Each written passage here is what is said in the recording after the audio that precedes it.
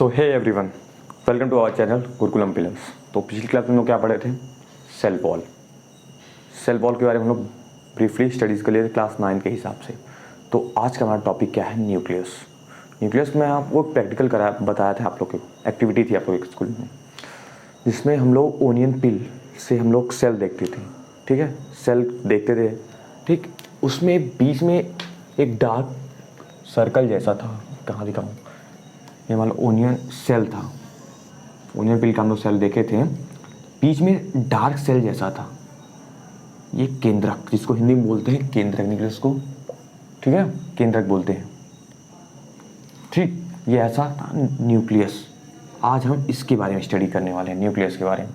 ये सेल, ये न्यूक्लियस। ठीक, तो न्यूक्लियस क्या होता है? पहली बार, न्यूक्लियस जो है ये सेल का मोस्ट इंपॉर्टेंट पार्ट है। ठीक है, most important part of the cells मान के चलो इसको। ये एक सेल कंपोनेंट है, सेल का एक कंपोनेंट है। जैसे बहुत सारे सेल कंपोनेंट हैं, माइटोकॉन्ड्रिया, ठीक है, और बहुत सारे हैं, गोल्गी बॉडी। ठीक, ये क्या होता है? डबल मेम्ब्रेन होता है। मतलब डबल मेम्ब्रेन इसके जो होता है ना, ये सेल, ये मान लो ये न्यूक्लियस है, तो ये डबल लेयर होता है। बीच बीच में इसके पोर होते हैं, ये इस प्रकार के कुछ होते हैं, ऐसे ऐसे बना होता है। एक मिनट, इस तरह बना होता है ये, ऐसे करके बीच में पोर होते थे, बीच में पोर होते हैं। ठीक है, ये कुछ इस प्रकार का स्ट्रक्चर हमारी किताबों में दिया गया। ये पोर होते हैं, छिद्र जिसको बोलते हैं, हिंदी में छिद्र बोलते हैं इसको।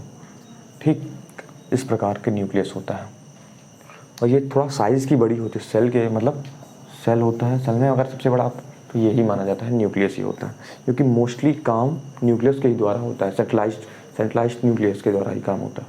तो ठीक है, ये और न्यूक्लियस से कंपोनेंट मतलब दो हिस्से मेन होते हैं। ठीक है, एक न्यूक्लियर इन्वेलप और एक न्यूक्लियर प्लाज्मा। ठीक है, न्यूक्लियर इन्वेलप क्या होता है? न्यूक्लियर इन्वेलप देखिए, ये न्यूक्लियर स्ट्रक्चर बना लेते हैं हम लोग पहले। ऐसे ऐसे करके न्यूक्लियर का स्ट्रक्चर बना होता है। ठीक, अब ये दो लेयर का जो डबल लेयर है ना, यही है न्यूक्लियर इन्वेलप। मतलब डबल लेयर का जो है, दो लेयर मिलके जो बनी है, इसी को बोलते हैं न्यूक्लियर इन्वेलप। ठीक, जो कि न्यूक्लियर प्लाज्मा को कवर कर रही है। ठीक, कवर कर रही है। ये डबल लेयर की होती हैं, इसमें पोर्स प्रेजेंट होते हैं, पोर्स। ठीक है, यहाँ होता है क्या? न्यूक्लियर प्लाज्मा एनपी मान के चलो। इधर होता है साइटोप्लाज्म।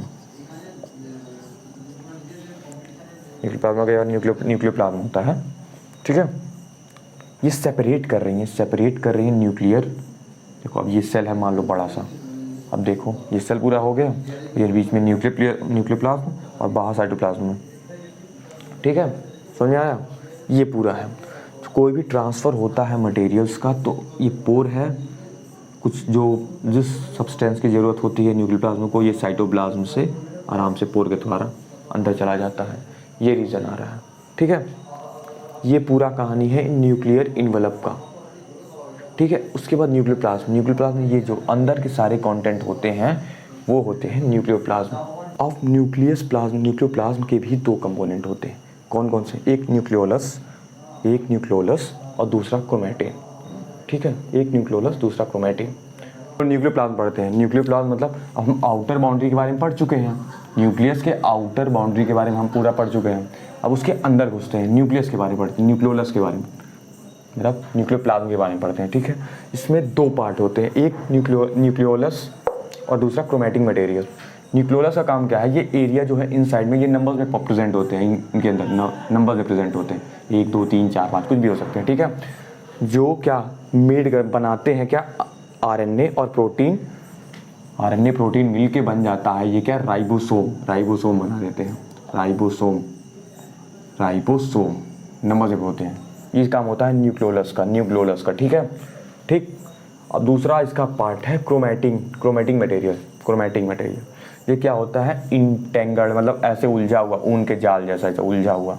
ठीक है, कोई इसका फिक्स्ड शेप ऑफ नहीं है। ठीक, ऐसे उलझा हुआ मास थ्रेड लाइक, पतले होते थ्रेड लाइक जैसे, मतलब धागे के जैसे होते हैं, ठीक, स्ट्रक्चर इसका होता है, ठीक है। जैसे विजुअल होता नहीं है जब तक इसका सेल डिवीजन आए ना, ये ड्यूरिंग सेल डिवीजन ही क्रोमैटिन पैवेज को हम विजुअल कर सकते हैं, मतलब सेल डिवीजन होने वाला है तो ये विजुअल होगा, ठीक है। Cell division chromatic material are get organized, तभी ऑर्गेनाइज्ड होता है जब सेल और डिवीजन, कोई भी सेल है तो चार बनने वाला है, 2 बनने वाला है एक सेल से, तो ही ये ऑर्गेनाइज होगा, ठीक है। पहले न्यूक्लियस का ही डिवीजन होता है पहली बार कोई भी सेल, ठीक है। अब न्यूक्लियस, अब क्रोमोसोम बना और जब ऑर्गेनाइज हुआ तो ये ऑर्गेनाइज फॉर्म इसका ही, ऑर्गेनाइज फॉर्म एक इसका ये जो ये उलझा हुआ है ना, अब इसका ये ऑर्गेनाइज फॉर्म ही जो है ये क्या बन जाता है, ऐसे करके ऐसे ऐसे, मतलब थोड़ा सिंपल हो जाता है, ठीक है, जिसको स्टडी कर लेते हैं हम लोग। ऑर्गेनाइज, ये सेल डिवीजन तभी स्टडी कर पाते हैं, तो ऑर्गेनाइज फॉर्म में इस तरह कुछ दिखने लगता है क्रोमोसोम की फॉर्म में। और क्रोमोसोम क्या होता है, 2 चीज़ से मिलकर बना होता है, एक डीएनए, डीऑक्सीराइबोन्यूक्लिक एसिड, और प्रोटीन, हिस्टोन प्रोटीन, एक टाइप का प्रोटीन है ये, ठीक है। इन दोनों से मिलकर बना होता है क्रोमोसोम। क्रोमोसोम का फंक्शन यही, बहुत एकदम सिंपल सा, एकदम समझ लो। ये डीएनए कंसिस्ट करता है जीन होता है, कोई जीन होती है, कोई कैरेक्टर्स, ठीक है, फैक्टर जिसको मेंटल बोले थे, कोई जीन होती है, और ये इनहेरिटेंस कैरेक्टर को ट्रांसफ़र करती है वन जनरेशन से अनदर जनरेशन, मतलब कोई भी क्वालिटीज़ होंगी जो आपके पिताजी से आप में आई होंगी, ये किसके द्वारा हुई, क्रोमोसोम के द्वारा, ठीक है, समझो। ये न्यूक्लियोप्लाज्म है पूरा, ये हम लोग पूरा एक बार रिवाइज कर लेते हैं, पूरा न्यूक्लियस। न्यूक्लियस में क्या, पहले देखो, न्यूक्लियस में 2 पार्ट, कौन कौन से कंपोनेंट, 2 कंपोनेंट कौन कौन से, न्यूक्लियस के 2 कंपोनेंट, एक न्यूक्लियर इनवलप, दूसरा न्यूक्लियोप्लाज्म, ये न्यूक्लियोप्लाज्म, ठीक, न्यूक्लियोप्लाज्म। और न्यूक्लियोप्लाज्म के 2 कंपोनेंट, न्यूक्लियोलस और क्रोमैटिक मटेरियल। एकदम आसान हुआ कि नहीं, ठीक। न्यूक्लियोलस की क्वालिटीज़ ये है पूरी, ये आरएनए और प्रोटीन को मिला के राइबोसोम बनाता है। राइबोसोम क्या होता है, हेल्प करते हैं क्रोमैटिक मटेरियल में, ठीक है। इंटेंजर्ड जो है ये ऐसे उलझा हुआ ऊन के जाल जैसा, ठीक है, कभी कभी धागा ऐसे गिरा तो ज़मीन पे उलझ नहीं जाता है, ठीक है, वो मास थ्रेड लाइक स्ट्रक्चर है। और क्वालिटी ये है, सेल डिवीज़न में ये स्टडी कर पाते हैं, सेल डिवीज़न हो रहा है तभी ये ऑर्गेनाइज होगा, वरना ये ऐसा ही रह जाएगा, ठीक है। क्योंकि सेल डिवीज़न में अगला जब सेल डिवीज़न होने वाला तो अगले 2 बनेंगे ना, तो पहले सबसे पहले डिवीज़न होता है न्यूक्लियस का ही, ये है सेल, मान के चलो ये उलझा अरेंज हुआ, अब ये सबसे पहले अरेंज, ये ही ब्रेक होगा ठीक है, क्रोमोसोम ही पहले ब्रेक होगा, फिर उसके बाद सेल ब्रेक होते हैं, ठीक। ये पूरी क्वालिटीज़ हम लोग पूरी है पढ़ चुके हैं न्यूक्लियस के बारे में। किसी को कोई डाउट तो कमेंट सेक्शन में पूछ सकता है। तब तक पढ़ाई करते रहिए। All the very best.